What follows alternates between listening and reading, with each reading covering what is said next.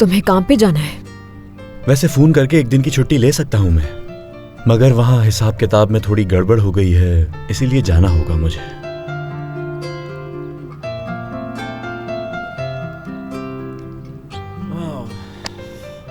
क्या रेत और सीमेंट के मिलाने के हिसाब में गड़बड़ हो गई है कादिर?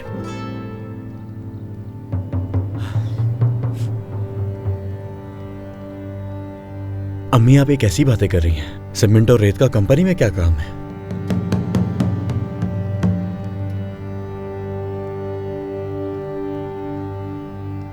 तो फिर क्या इस्तेमाल होता है तुम्हारी कंपनी में?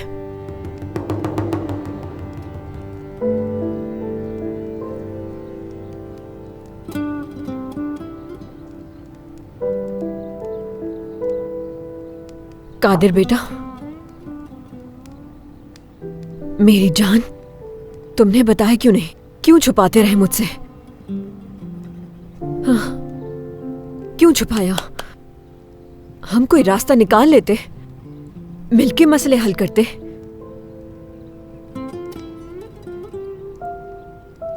खुद पर यह जुल्म क्यों किया? आपको कैसे पता चला?